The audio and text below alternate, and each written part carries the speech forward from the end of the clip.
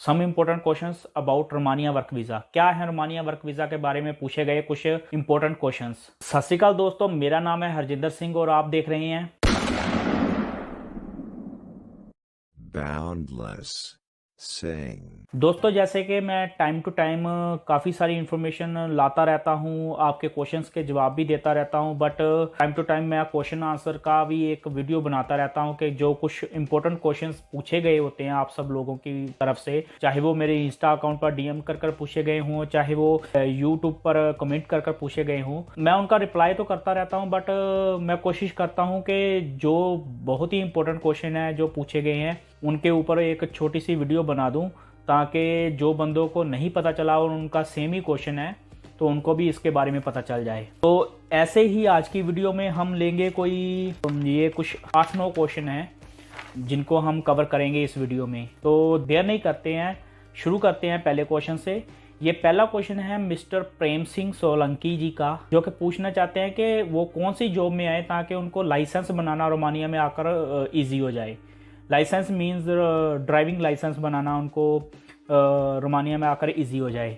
तो मैं यहाँ पर यही कहना चाहूँगा कि सोलंकी जी, आप किसी भी जॉब में आए, आपको लाइसेंस बनाने की कोई दिक्कत नहीं है। आपको अपना टाइम निकालना है, स्कूल जाना है, स्कूल जाकर क्लासेस पूरी करनी है, प्रैक्टिकल क्लासेस पूरी करनी है, बाद में थ्योरी टेस्ट देना है, प्रैक्टिकल टेस्ट देना है और आप अपना टेस्ट पास कर लाइसेंस ले सकते हो।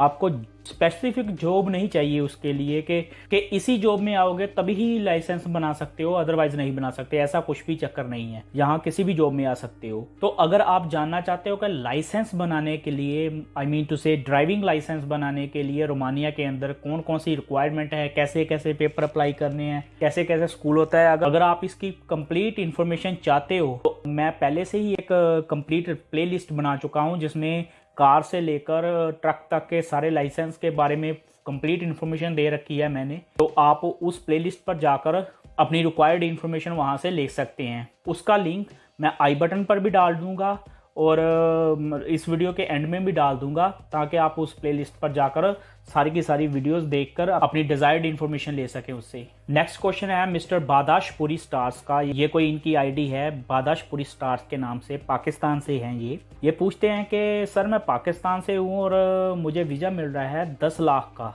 1 साल का, तो क्या आपके हिसाब से ये बेस्ट रहेगा कि मैं इस अमाउंट पर रोमानिया के वर्क वीज़ा पर आऊँ? तो अगर आप मुझसे पूछें तो बिल्कुल नहीं। 10 लाख पाकिस्तानी रुपीस कह लो, चाहे 5 लाख इंडियन रुपीस कह लो, अगर करेंसी कन्वर्ट करेंगे तो इतने ही बनेगी अमाउंट। ये बहुत ही ज़्यादा अमाउंट है रोमानिया का वर्क वीज़ा लेने के लिए। मतलब इतनी ज़्यादा कि आपको 1 से सवा साल तो इस अमाउंट को उतारने में ही लग जाएगा अगर आप नहीं आते हो तो।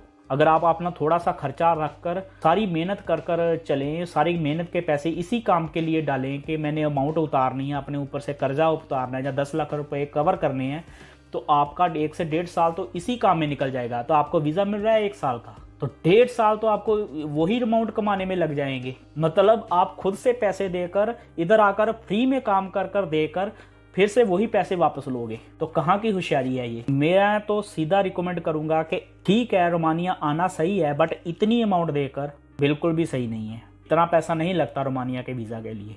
नेक्स्ट क्वेश्चन है मिस्टर मनिंदर सिंह का। ये पूछते हैं कि भाई, आप बता सकते हैं कि किस महीने की स्टैंपिंग चल रही है? इनके पूछने का मतलब ये है कि किस महीने के परमिट होल्डर, जिनको परमिट मिल गया है, वर्क परमिट मिल गया है, किस महीने के परमिट रिसीवर की स्टैंपिंग अभी वीज़ा की चल रही है। तो मनिंदर जी, मैं एग्जैक्टली तो नहीं कह सकता कि किस महीने के बंदों की स्टैंपिंग चल रही है, बट मैं इतना कह सकता हूँ कि अभी तक ये रोमानियन एम्बेसी है ना, वीज़ा के लिए पिछले साल में ही अटकी पड़ी है।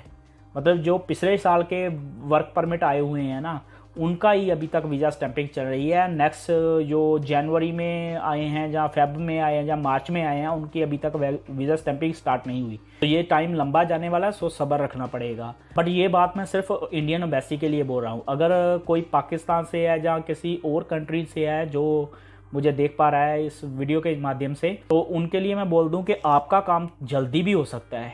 आप जिस कंट्री से अप्लाई करे हो उसमें इतना वर्कलोड नहीं है, तो आप जल्दी भी आ सकते हो। बट इंडिया के लिए ये केस वैलिड है, मतलब कि काफ़ी टाइम लगने वाला है। नेक्स्ट क्वेश्चन है मिस्टर हरदीप सिंह का। ये कहते हैं कि क्या रोमानिया में आना सही रहेगा, ठीक रहेगा या नहीं रहेगा। तो हरदीप जी देखिए, मैं आपको यही कह सकता हूँ कि ये चीज़ जो है ना, ये जो आपने सवाल पूछा है, ये आपने मुझसे नहीं पूछना है, ये आप खुद से पूछो कि आपकी प्रायोरिटीज़ क्या हैं, आपको आपकी डिमांड्स क्या हैं, आपकी लाइफ से एक्सपेक्टेशंस क्या हैं, आप क्या करना चाहते हो। अगर आप एक यूरोपियन कंट्री में आकर जॉब करना चाहते हो, सेटल होना चाहते हो, तो नो डाउट आप आ सकते हो। जहाँ फिर आपकी कोई और प्रायोरिटीज़ हैं तो आपको उसके हिसाब से डिसाइड करना पड़ेगा। तो जो बेटर आंसर है सिर्फ आप खुद ही अपने आप को दे सकते हो, इसके लिए मैं भी कोई आपको करेक्ट और एडवाइस नहीं दे पाऊंगा। नेक्स्ट क्वेश्चन है किसी डीएस कंस्ट्रक्शन कंपनी नाम के अकाउंट से। ये पूछ रहे हैं कि रोमानिया आने में खर्चा कितना आता है। दोस्तों ये सवाल मुझे बहुत लोगों ने पूछा है, मेरी तकरीबन हर वीडियो पर किसी ना किसी का ये सवाल आ ही जाता है कि आप बताएं कि रोमानिया आने में खर्चा कितना लगता है या खर्चा कितना आता है। दोस्तों दो तरीके हैं रोमानिया आने के। पहला तरीका तो ये है कि आप खुद से अप्लाई करें, खुद से एम्प्लॉयर ढूंढें, खुद से अप्लाई करें, उसमें कोई खर्चा नहीं आने वाला, उसमें जो आपकी नॉर्मल वीज़ा फीस और जो नॉर्मल चार्जेस होंगे वही आएंगे। बट अगर आप एजेंट थ्रू अप्लाई करेंगे तो वो एजेंट आपसे कितनी फीस की डिमांड करता है वो उस चीज़ पर डिपेंड करता है। पर ऐसा नहीं है कि आप खुद से अप्लाई नहीं कर सकते। अगर आप टैलेंटेड हो, किसी स्किल में पूरी महारत रखते हो, तो आप खुद से भी अप्लाई कर खुद से भी आ सकते हैं और अपना खर्चा बचा सकते हैं। अदरवाइज आपको एजेंट का सहारा लेना पड़ेगा। तो अगर आप जानना चाहते हैं कि रोमानिया वर्क वीज़ा का क्या कंप्लीट प्रोसेस होता है, कैसे स्टेप बाय स्टेप चलना होता है, तो उसके लिए मैं एक वीडियो ऑलरेडी बना चुका हूँ, एक्चुअली 2 वीडियो बना चुका हूँ। तो जो लेटेस्ट वीडियो है उसका लिंक मैं फिर आई बटन पर डाल दूंगा, इस वीडियो के एंड पर भी डाल दूंगा, ताकि आपको वहां से लिंक मिल जाए और आप उस वीडियो को भी चेक कर पाएं। और हाँ, अगर आप जानना चाहते हो कि कितना खर्चा देना जायज़ है, कितने पैसे देने जायज़ है रोमानिया के लिए, अगर आप एजेंट के थ्रू भी आएँ जहाँ बिना एजेंट के भी आएँ, तो उसके लिए भी मैंने एक वीडियो बना रखी है, उसका लिंक भी मैं इस वीडियो के एंड में डाल दूंगा, ताकि आप उस वीडियो पर भी विजिट कर आप चेक कर सकेंगे कितना खर्चा लगता है अगर आपने रोमानिया आना है तो। नेक्स्ट ये क्वेश्चन है मिस्टर ओम प्रकाश पंडित जी का। ये कहते हैं कि इनके ट्रैवल एजेंट ने 1 महीने के करीब टाइम लेकर इनको एक कंपनी का ऑफर लेटर दिया, और उसके बाद मेडिकल करवा लिया, सब कुछ करवा लिया, और उसके बाद उन्होंने बोल दिया कि 10, 15, 20 दिन या 35 दिन में आपको एक कॉल आएगी, उस कॉल में वो आपकी इंटरव्यू करेंगे, आपसे कुछ सवाल जवाब करेंगे। तो ये पूछ रहे थे मुझसे कि इस पर कोई इन्फॉर्मेशन दे दें। तो दोस्तों सीधी सी बात है, इस पर मैं क्या इन्फॉर्मेशन दूं, क्योंकि ऐसा कुछ भी नहीं होता है।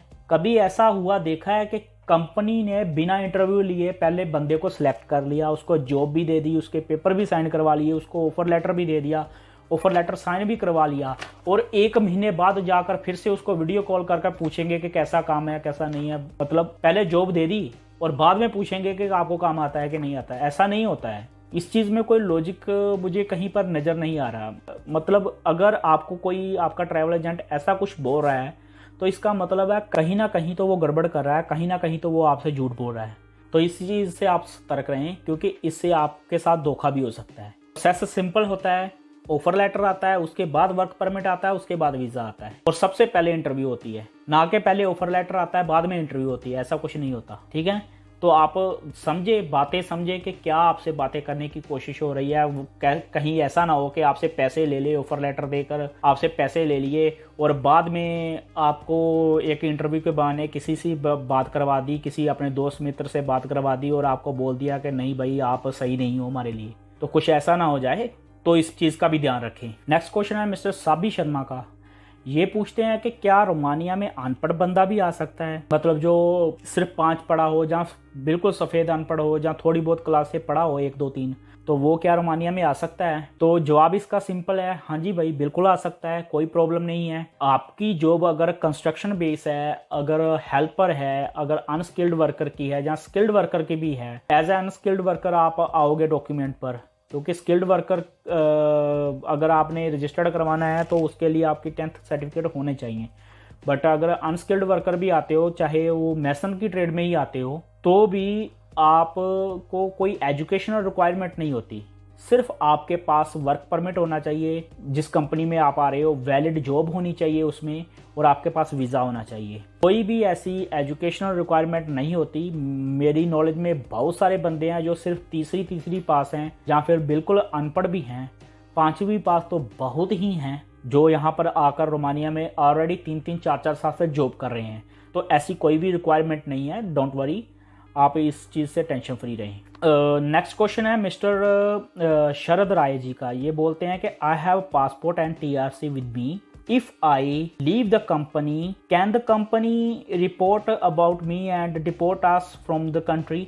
मतलब ये पूछना चाहते हैं कि उनके पास अपने डॉक्यूमेंट तो सारे अपने पास ही हैं, TRC भी है और पासपोर्ट भी है, तो क्या अगर वो कंपनी को छोड़ देते हैं किसी वजह से, तो क्या कंपनी उनके खिलाफ कोई रिपोर्ट बना सकती है या उनको डिपोर्ट करवा सकती है कंट्री से? तो जवाब इसका है कि नहीं, ऐसा कुछ नहीं होता। अनटिल आपने कोई ऐसा काम नहीं किया है जो क्रिमिनल एक्टिविटी है, कोई भी कंपनी आपको उनको छोड़ने पर, अपनी जॉब से रिज़ाइन देने पर कंट्री से नहीं निकाल सकती, ना ही आपके खिलाफ कोई रिपोर्ट बना सकती है। तो इस बात से आप निश्चिंत रहें। अगर आप अपनी कंपनी से तंग हैं, उसको छोड़ना चाहते हैं, कहीं दूसरी कंपनी में जाना चाहते हो, लीगली प्रोसेस कर रहे हो, तो आप लीगली छोड़ सकते हो। और इस बात से आप निश्चिंत रहें, आप पर कोई भी कंपनी किसी भी तरह का कोई एलिगेशन नहीं लगा सकती, और आपको डिपोर्ट तो बिल्कुल ही नहीं करवा सकती कोई भी कंपनी, क्योंकि वीज़ा किसी कंपनी का नहीं है, जहाँ TRC कार्ड किसी कंपनी का नहीं है, वो आपका पर्सनल है, देश की तरफ से दिया गया। एंड एट द एंड बहुत ही लोगों का क्वेश्चन है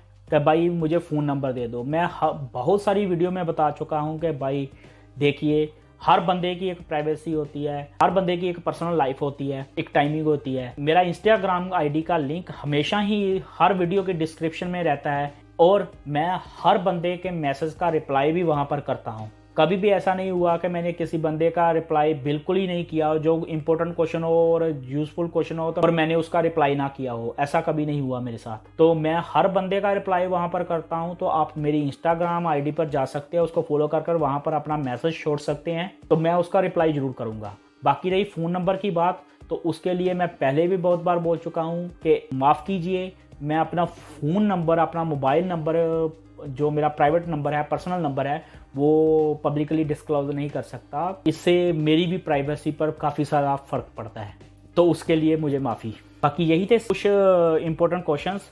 मुझे पता है काफ़ी सारे क्वेश्चंस रह गए होंगे, बट मैं जितने कवर कर पाया, ज़्यादा लोगों की तरफ से पूछे गए क्वेश्चन थे, उनको मैंने कवर करने की कोशिश की है। तो चलिए दोस्तों, इसी के साथ करते हैं इस वीडियो का एंड। आज के लिए बस इतना ही। अगर जानकारी आपके लिए काम की रही हो तो वीडियो को लाइक कीजिए, शेयर कीजिए अपने दोस्तों के साथ। चैनल की सपोर्ट के लिए चैनल को सब्सक्राइब कीजिए और बेल आइकन का बटन दबाना मत भूलिए, ताकि मेरी लेटेस्ट वीडियो के नोटिफिकेशन आप तक हमेशा ही पहुंचते रहे। मिलते हैं किसी नई वीडियो में किसी नए कंटेंट के साथ, तब तक के लिए सत श्री अकाल।